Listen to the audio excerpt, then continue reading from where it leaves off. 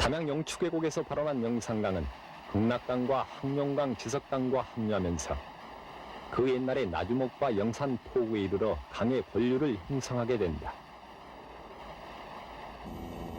영산강의 시작은 나주부터라고 할 수 있을 정도로 영산강은 나주 평야를 지나면서 비로소 강다운 면모를 갖추게 된다.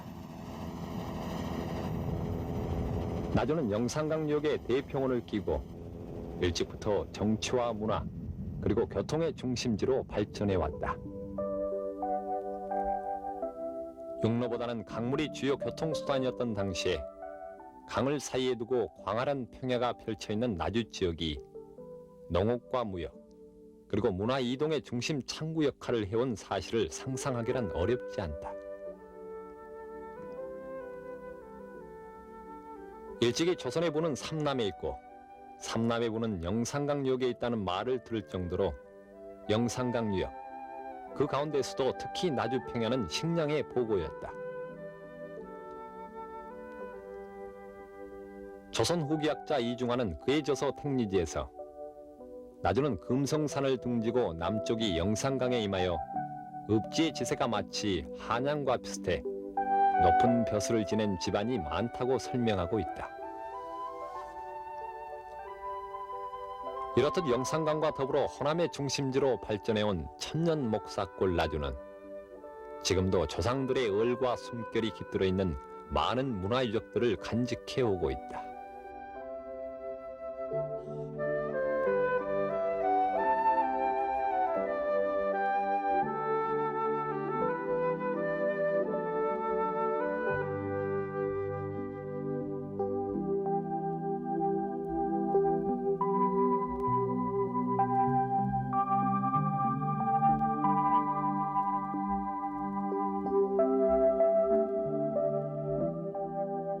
외주나 저 남해안 섬에서 생산되는 해산물을 가지고 나주에 와서 양곡하고 바꾸기도 하고 이 지방 특산인 도자기나 질그릇으로 바꿔가기도 하고, 그래서 나주는 그 한 1000년 동안 하나의 경제 중심지의 역할을 해왔었습니다.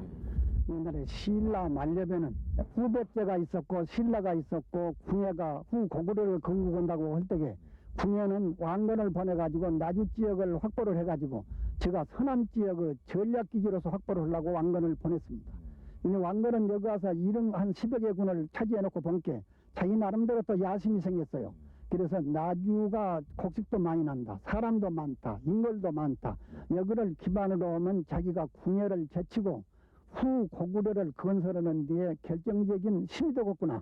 이렇게 해서 그분은 여기서 장가도 들고 여기서 살림을 차리고 한 10여 년 동안 있었습니다. 그 왕건이 여기에 있을 때에 삼국풍류라는 뭐 소설에 나오다시피 이 나주를 중심으로 해서 한 10여 년 동안 견훤과 전쟁을 해왔습니다. 그래서 쉽게 말하면 왕건은 핏자국이 얽힌 장소가 이 나주입니다. 고려 때부터 이제 군항이었고 또 조선조의 중국으로 사신을 가는 사람들이, 제주도로 가는 사람들이 전부 영산포에서 출발을 해가지고 제주도도 가고 중국 남경도 가고 이렇게 해서 쭉 한 1000년 동안 군항으로서 발전을 하고 양곡을 보관하는 하나의 경제도시로서 발전도 해오고 그랬습니다.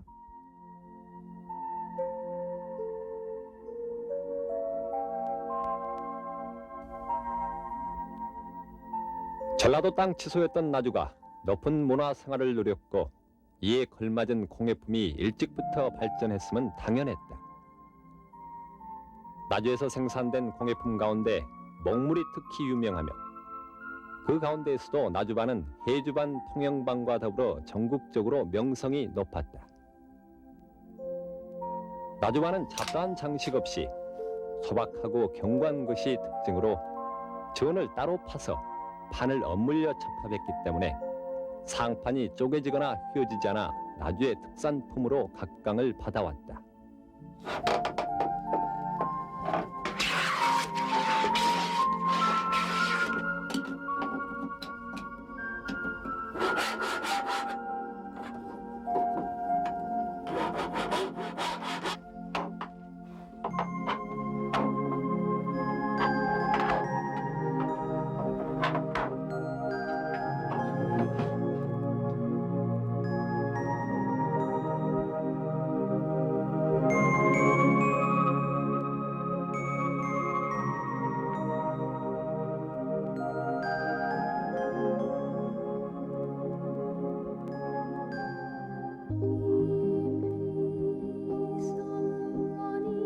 나주의 관문인 영산포는 마치 산동반도의 신라인들이 모여 추락을 형성했던 신라방처럼 신안과 흑산도 등 섬지역 사람들이 배를 타고 영산강 하구를 거슬러 와 이곳에 마을을 건설한 데서 비롯되었다고 전한다. 일찍이 추자도의 멸젓과 흑산도의 홍어창, 영암의 어란젓과 제주의 자리젓까지 전국의 젓갈 시장으로 명성을 날렸던 영산포구. 하구원이 축조되기 전만 해도 4~5톤의 배가 드나들 수 있었던 포구였고 그 시절엔 옹기배와 소금 실은 배, 심지어는 박물 자파상 배까지 넘실거렸다라는데 오래전부터 물줄기가 줄어들어 이제는 포구로서의 기능을 잃고 말았다.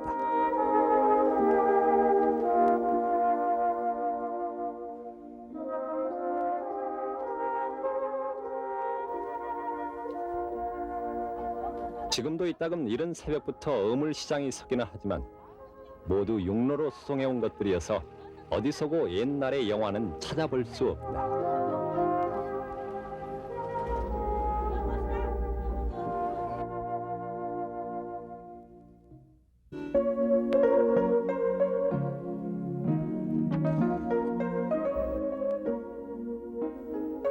영산포에서 강을 따라 하류를 향해 내려가다 보면 장어구이 맛이 일품이었던 구진포 못 미치는 곳에 나주시 영산동 안창마을이 있고 이 마을 곳곳에 영산강에 시절 좋았을 적의 옛날 흔적들이 남아있다.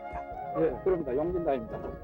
예, 용진단은 마을 맨 위쪽 말 안에 강이 내려다 보이는 곳에 봄, 가을 두 차례 제사를 올렸던 용진당이 복원된 모습으로 남아있고 목포서 신의주까지의 국도 1호선이 지나는 마을 앞 한길가에는 옛날 한양가는 양곡을 보관했던 제민창 창고터의 흔적을 몇 조각 주춧돌과 기와장 파편들이 대신하고 있다.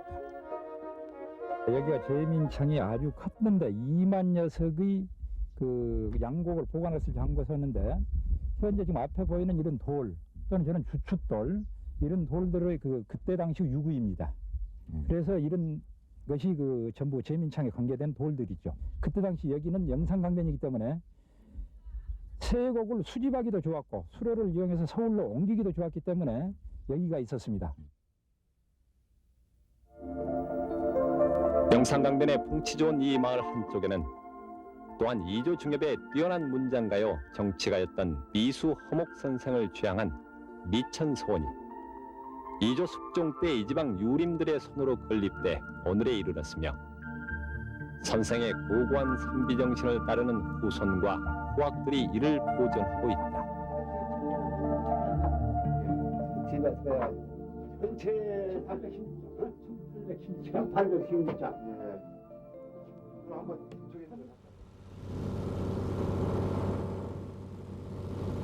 나주군 다시면 회진포 일대에는 기호정과 영모정 등 이조 살인 문화의 자취를 남긴 누정들이 특히 많이 있다.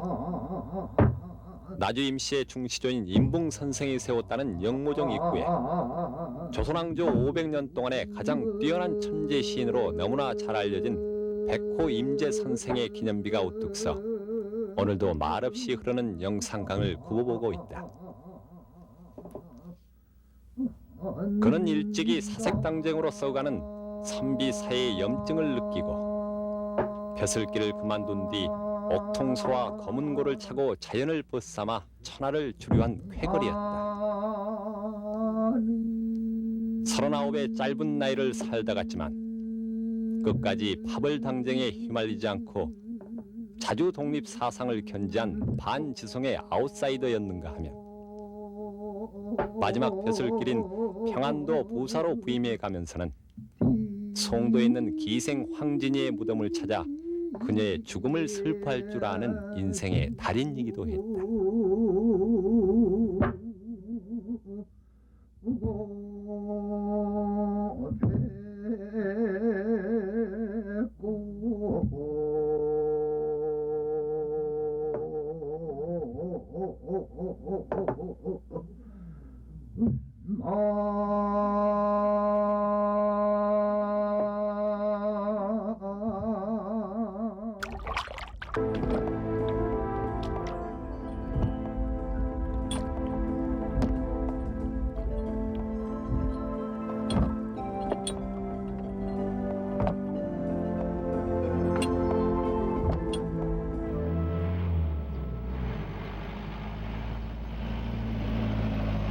광모정을 뒤로하고 강물 따라 2km쯤 다시 내려가다 보면 오른쪽으로 다시면 신풍리 사직마을의 회진성터를 만나게 된다.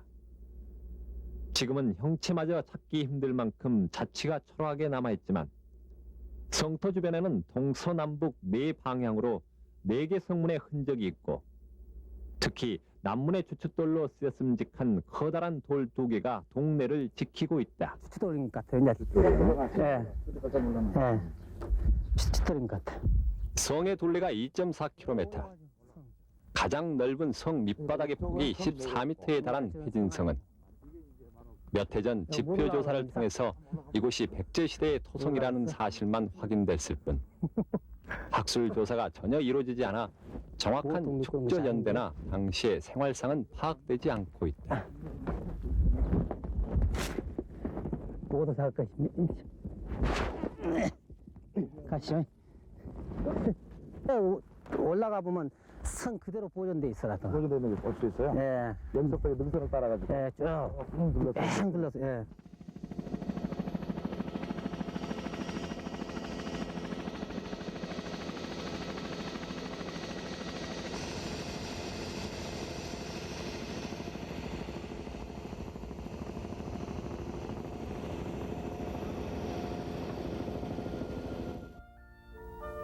영산강 유역에 위치한 마안의 여러 서국들이 백제 지배하에 들어가게 된 것은 4세기 후반 근초고항 때로 회진성에 있는 이곳 하시면은 백제의 두일연에 해당된다.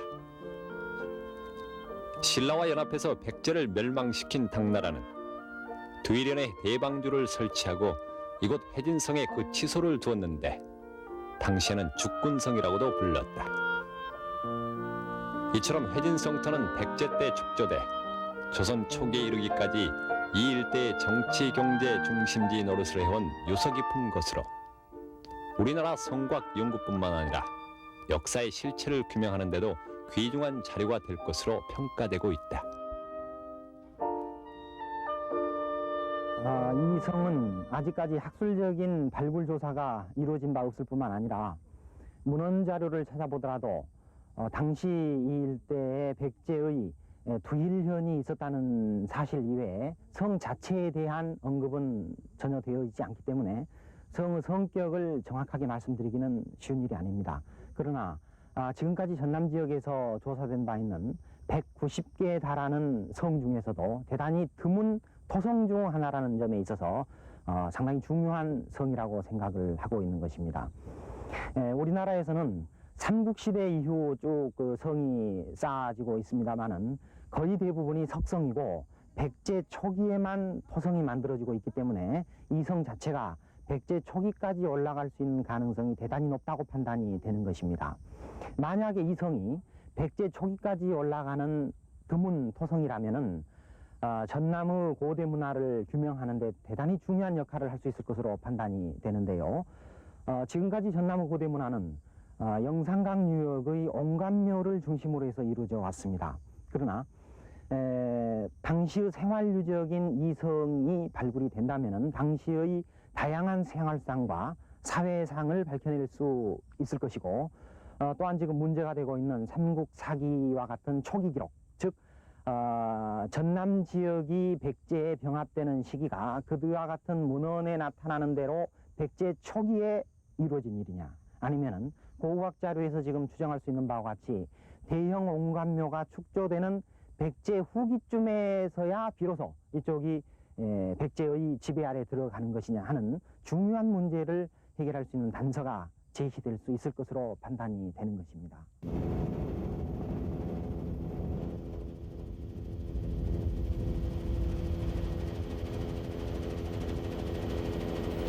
나주군 동강면 옥정리 5구 봉추마을.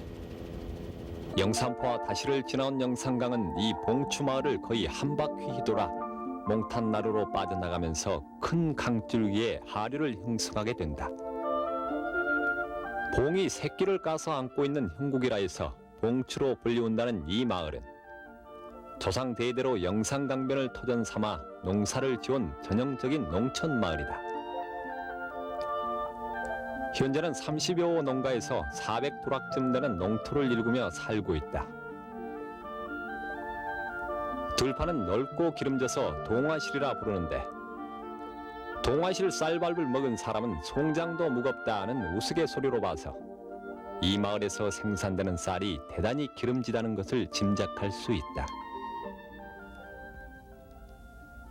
강유역에 위치한 농촌 마을이 대부분 그렇듯이 이 마을 사람들도 비옥한 옥토를 가꾸고 지켜나가기 위해 조상 대대로 자연과의 싸움을 되풀이해왔다. 하류에서 거슬러 올라오는 바닷물의 침입을 막고 강의 범람으로 인한 농토의 유실을 막기 위해 말뚝을 박고 방조제를 쌓아 올리는 작업이 그것이다. 봉추마을의 경우 방조제 공사는 3단계로 구분해 볼 수 있는데 1차 뚝은 언제였는지 정확히 알 수 없고 2차 뚝은 100여 년 전에 그리고 3차 뚝은 60여 년 전에 축조되었다. 그러니까 이 마을은 3, 40년을 주기로 둑을 쌓아 차츰차츰 농지를 확보해 나간 셈이다. 영산강 하류 지역은 일반적으로 공유 하천이 대단히 많습니다. 그러니까 상당히 이 구비가 많은 것이죠. 그래서 이쪽 이 봉추 인근의 마을들이 이제 공유 하천에 접한 대표적인 마을이 되겠는데요. 그래서 여기서 보면은 이렇게 쭉 굽이 쳐서 저쪽으로 이제 저로 돌아가죠. 그중에 저쪽 면은 이것이 이제 물줄기에 의해서 지형이 깎이는 쪽이고요. 이쪽은 이제 토사들이 내려와서 쌓이는 지형입니다. 예. 그래서 퇴적되어 있는 것이 이제 농경지로서 상당히 호조권을 이루고 있죠.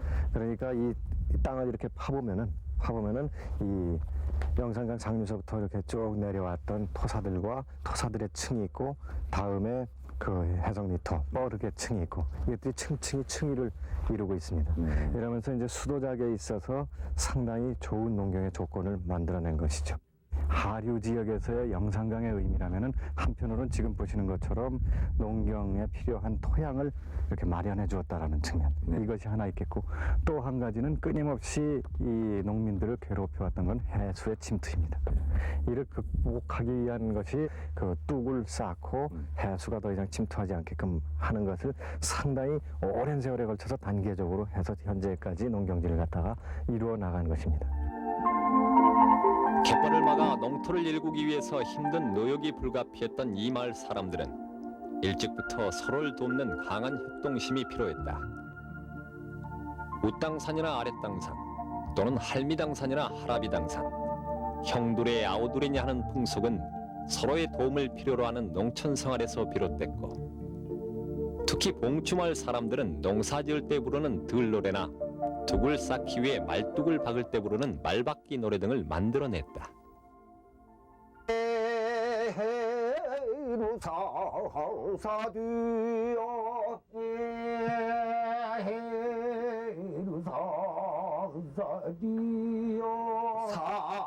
상사소리가 그리를 갖다가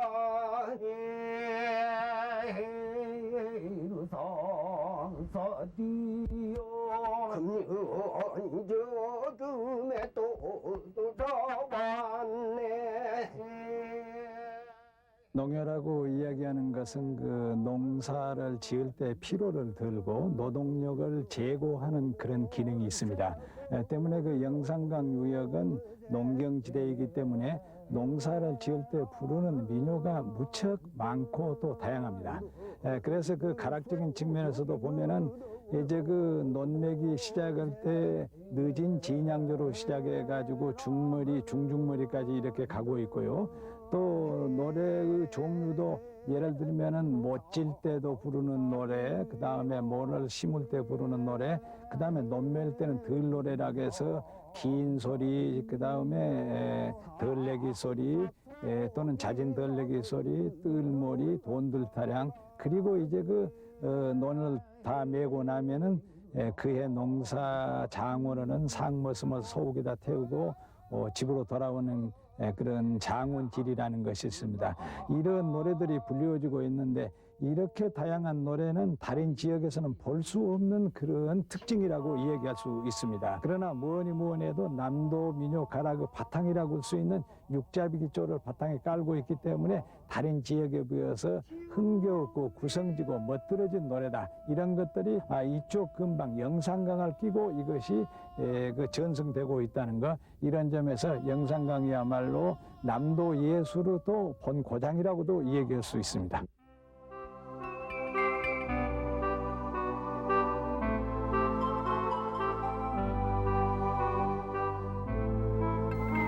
일찍부터 벼농사가 시작됐던 영산강유역에는 많은 선사시대의 흔적을 남기고 있다.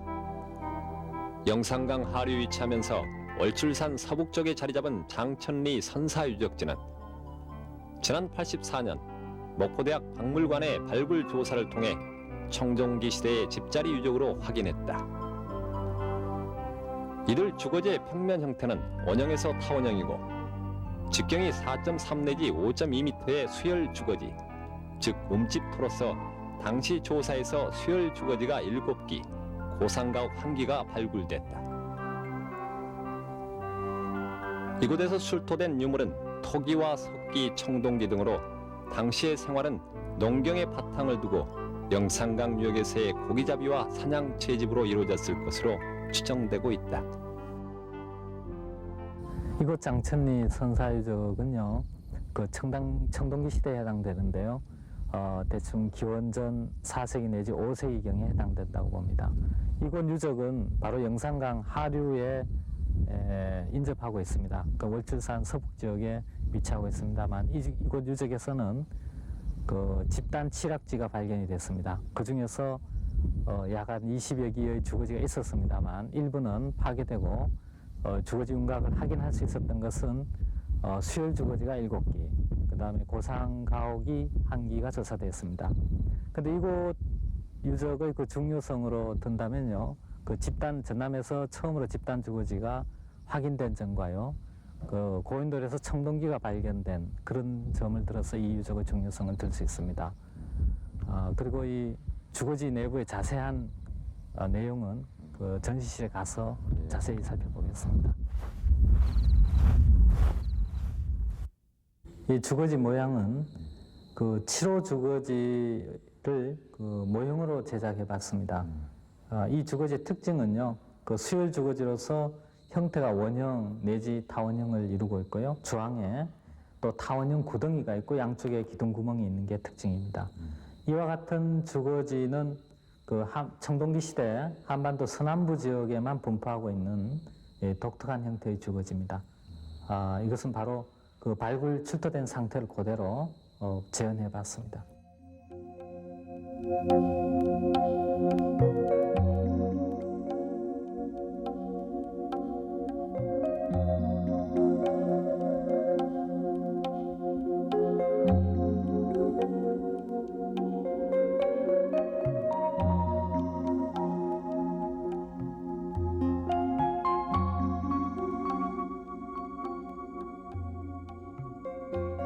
영암군 시정면 옥야리 남해포에는 고려시대부터 국가 주관으로 제사를 지내왔던 남해당의 터가 남아있다.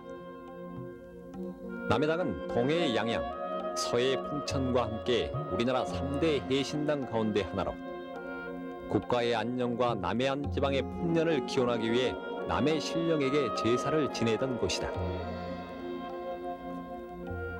기록에는 한일합병 때까지 이곳에서 제사를 지냈다고 하는데 지금은 건물이 헐리고 잡초만 무성한 채 그 맥이 끊긴 지 이미 오래다.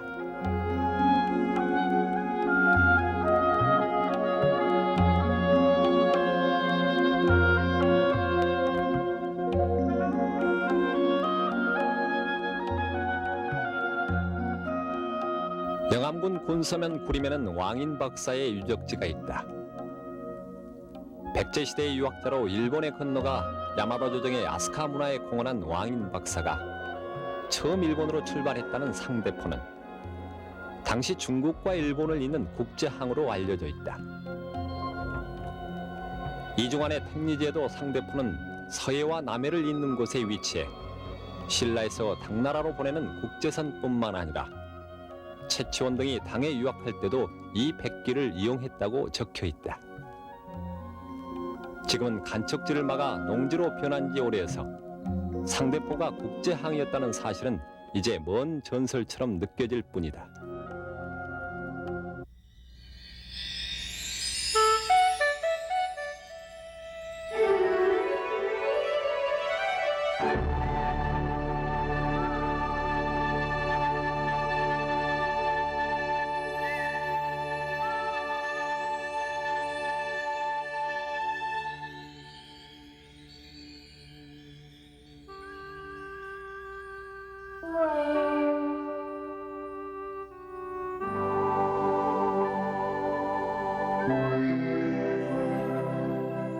영산강 본류를 따라가다 덕진천을 거슬러 오르면 시정면 신항리 정동마을에 이른다.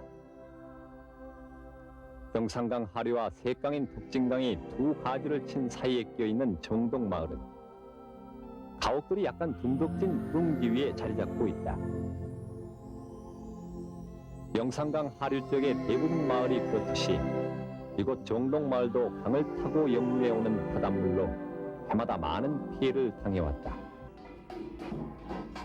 때문에 이 마을에선 해마다 음력 대보름이면 세시풍속의 민속놀이로서 샘굿이라 불리는 우물제를 지내고 한 해의 풍년과 마을의 안녕을 기원해오고 있다. 정동마을의 우물제는 동네 남녀노소가 모두 참여한 가운데 개문굿을 시작으로 우물물을 퍼내는 데 사용되는 새끼를 구우는 순서로 진행된다. 소리 안 맞으면 꽃사주리 나온 날에 얼줄산 차랑봉은 차란질 연봉이라 술배 물도 품어보자.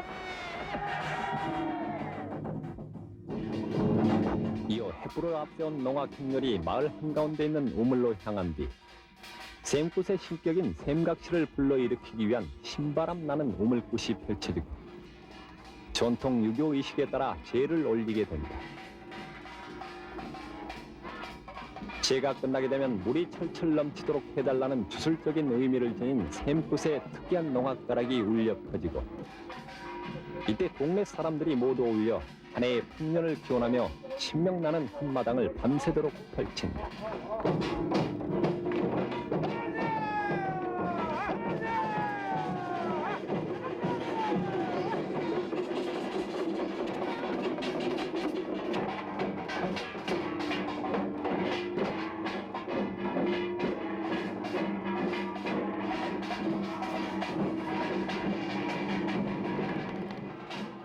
사람이 살아가기 위해서는 물은 필수적으로 있어야 하는 것이죠.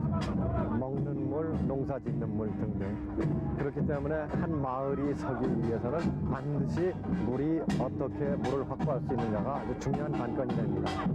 이 마을을 보면은 영산강 유역에 있는 마을로서의 마을 형성의 전형적인 모습을 보여줍니다. 환경 조건으로 볼 때 우선 이 마을은 대체로 구릉지 위에 그 둔덕에 위치해 있고요. 이 옆으로 영산강이 흐르고 그 셋강인 덕진강이 흐릅니다. 영산강과 덕진강 사이에 삼각 지점에 마을이 서 있는데요. 항상 홍수와 가뭄에 영산강의 그 홍수와 가뭄에 이 일대가 시달렸을 것으로 추측이 됩니다. 이 마을의 우물제는 바로 그러한 물의 이 마을 사람들의 삶과 물과의 밀접한 관계를 말해주는 것이죠. 그래서 이 마을 주민들의 말 속에 이 우물은 마를 날이 없었다든지 이 마을뿐만이 아니라 인근의 모든 마을에서 이 물을 갖다가 사용을 해서 먹을 물을 갖다가 확보를 하고 또 때에 따라서는 일부이긴 하지만 농경용 수를 갖다가 여기서 확보했다라는 말, 이런 것들 등이 밀접한 어떤 그 물과 마을 사람들의 삶과의 관계를 이야기해주고 있습니다.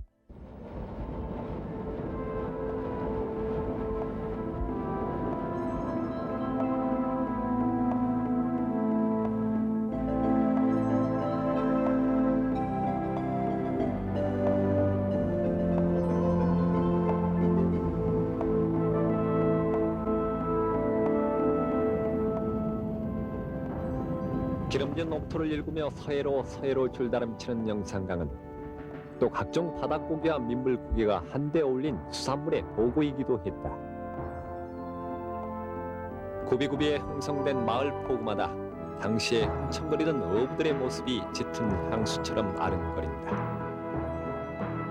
각종 어류와 해조류 가운데 특히 영산강 유역의 장어와 숭어, 어란과 보고, 해파리 등은 전국적으로 명성이 높은 영산강의 특산품이기도 했다. 모항군 일로 청오리 3구 청호마을. 이 마을의 젊은 어부로 올해 나이 33살의 정동관 씨는 매일 새벽 동이 틀 무렵 영산강을 거슬러 올라가면서 하루를 시작한다.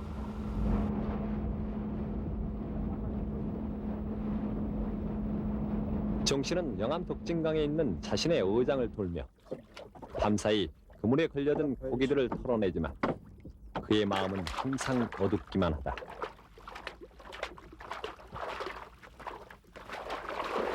두 시간의 작업 끝에 건져 올린 수확이라야 잉어나 뱀장어 한두 마리에다 손바닥만한 붕어 10여 마리, 그리고 별로 값어치도 없는 잡동사니 민물고기 한 소쿠리 정도가 고작이기 때문이다.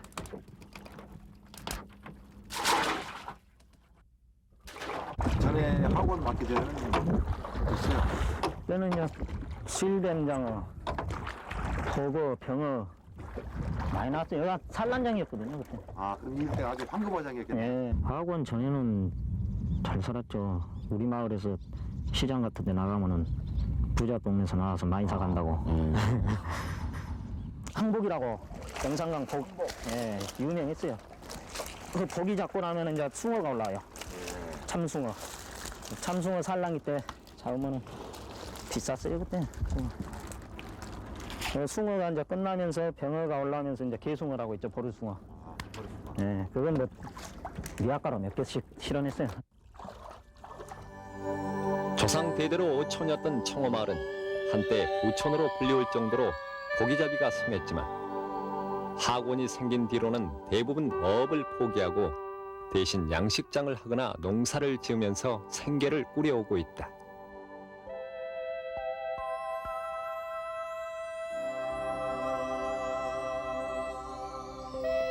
하구뚝을 맞기 전 세월이 좋았던 시절에는 하루에도 수십 척의 중선과 나룻배가 오갔던 청호마을의 나루터 자리에는 당시 술손님들이 법석댔을 양철각 한 채가 잡초만 무성한 채 빈집으로 남아 세월이 덧없음을 대신해주고 있다.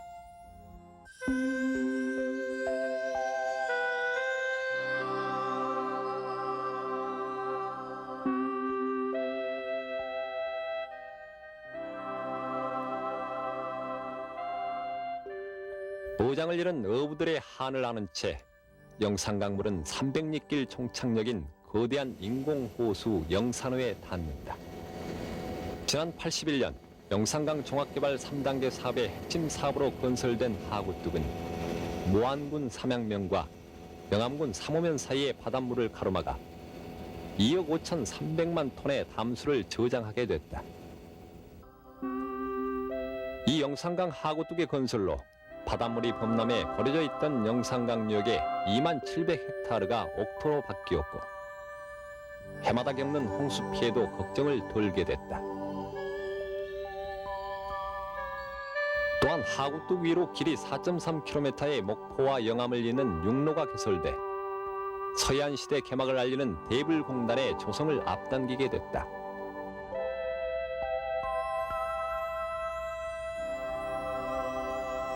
그러나 졸지의 생활의 터전을 잃은 영산강 유역 어민들에 대한 피해 보상 등 대책 마련이 아직까지도 마무리되지 못하고 있고 특히 날로 가속화되고 있는 강의 오염으로 인한 생태계 파괴 문제는 앞으로 해결돼야 할 시급한 과제가 아닐 수 없다.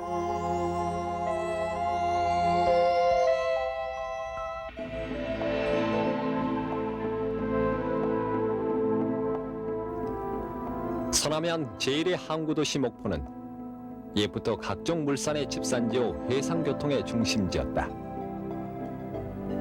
그 옛날 당나라 교역대는 무역선이 이곳에서 떠났고 영산강 뱃길이 육로보다 편리하던 시절까지만 해도 목포는 세월이 좋았다. 육지에서 생산된 풍부한 농산물이 다도의 섬 주민들에게 공급되고 바다에서 건져올린 수산물 역시 목포항에서 유통됐다. 그러나 일본의 식민 통치를 위해 호남선 철도가 놓이고 총칼로 강제 개항되면서 목포는 영산강역의 농산물을 일본에게 강탈당하는 망국의 고통을 지켜봐야 했다.